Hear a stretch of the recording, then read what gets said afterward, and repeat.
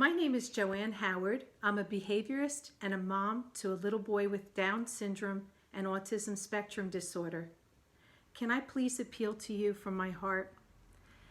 As a parent of a child with special needs, a lot of our family members and even the community at large, they don't understand a lot of our daily challenges. Don't get me wrong, our kids are awesome and we wouldn't trade any amount of money in the world for our kids. But nonetheless, it's very difficult to raise a child with special needs. It really, truly takes a community. And I want to share with you some information that I believe you will find extremely helpful as a parent to provide insight on why your child may be behaving in a certain manner and what are some of the alternative behaviors you can help teach him or her. So please give me a few moments of your time and I'll share some insight. Before we get started, let's define what ABA is. We hear that term a lot these days. Applied behavior analysis is a type of therapy interested in improving behaviors of social significance.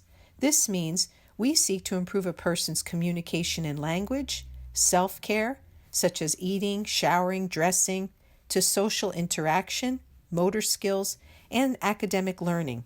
You can think of it as we help a person develop to his or her full potential so that they can lead meaningful lives in their families and communities. The gold standard for ABA is teaching someone so down the road they'll have the skills necessary for employment and independent living. Did you know in behavior analysis we have our own ABCs? We do what is called ABC data collection. The A stands for antecedent. What happens before the problem behavior? What occurs in the environment? B, the actual problem behavior we're observing in the child.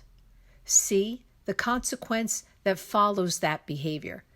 Due to our high scientific standards and ethical guidelines, we do not engage in any kind of fads or unproven scientific research methods. We use only empirically sound procedures that we know have generated results. As behavior analysts, we use a lot of tools for direct observation and indirect assessments. We work with parents on surveys and questionnaires and a lot of scientific data collection. For purposes of this presentation to help you at home, we're going to simplify the process. The goal we're seeking here is to find out why your child is engaging or your adult in certain behaviors. What is the payoff? Human behavior is based on doing certain behaviors that are pleasurable, certain things we're getting from the environment. Even the animals in the wild engage in various activities to eat, sustain life. There's a payoff. So we are going to show you what are the 4 areas that your child is engaging in behavior, perhaps for pleasure or a variety of other reasons, so that you know how to move forward to help him or her. There are what we call in ABA 4 functions of behavior. 4 reasons a child or an adult engages in certain behaviors. And we use the acronym SEAT, S-E-A-T. S for sensory, E for escape, A for attention, and T for tangible. When we speak about sensory, S, it means the person's looking for stimulation, something that's pleasurable to them. Anytime they are anxious or excited, they may engage in this behavior, often when they're alone or in the presence of others. E for escape. That's when the person wants to be removed from a specific activity. They find something in the environment. We call it stimuli, aversive, so they try to escape it. A, attention. Attention is when they're looking for access to people or interaction with a person. T is tangible, when the person's looking for a preferred item or activity, so they're looking to access them.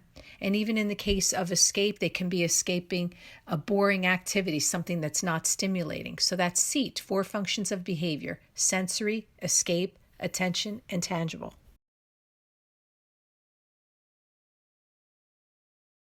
Okay, let's get started. In our scenario, let's say we're working with a gentleman in his 30s, and his trigger for problem behavior, what we call an antecedent in the environment, is loud noises. When other people are talking loudly, or let's say they're screaming or crying in his program, these are triggers for him and he yells out at a high decibel. This really would bother his roommates and peers because it's constantly going on. It scares them, it aggravates them, it makes them very anxious. Needless to say, it creates a wedge between him and developing those important social relationships. Not to mention how this repeat yelling over time can strain his vocal cords.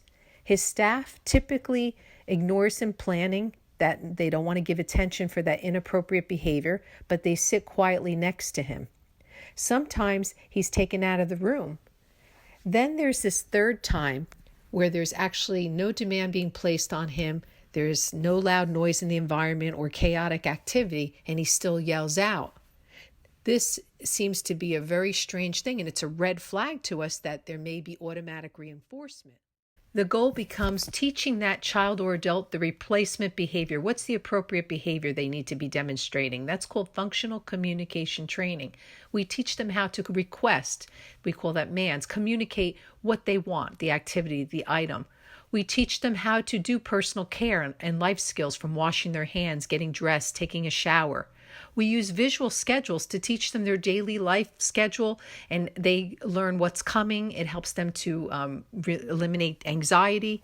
We also engage in role-playing and modeling the appropriate behavior, in this case, volume control. And we will use an app from the Apple Store to teach them through visual schedules how to lessen the volume of their voice, and it goes from red to green. We also work on self-regulation skills and breathing exercises, very important in coping. Social communication stories, they call them social stories, are used to teach them various lessons that they need to learn in the real world. And the last really important part is tolerance training, how to engage in the environment with others and try to stay for extended periods of time with noise, and how to cope with that. And that's something, again, they've got to live in the real world, and that's our goal, to prepare them for life. My recommendation is to be creative. Many of our kids and adults love pictures of their family and friends. They enjoy social stories with life lessons. They love visual reminders that tell them the expectations and rules. You can make a laminated daily schedule that they can fill in each day with a dry eraser marker. You can also use a communication notebook or a binder with little Velcro pictures that you use with words. Literally, the possibilities are endless. You can also go to YouTube for special videos. We have what we call skill streaming, and that will help you teach your child or adult social skills. And of course, there's social media such as Pinterest and Instagram that will provide you with visual schedules and a wide range of behavioral supports. You have an immense responsibility and the power to ignite a young person's passion for learning. I challenge you to awaken your own creative gifts and make a difference in a young person's life. Thank you.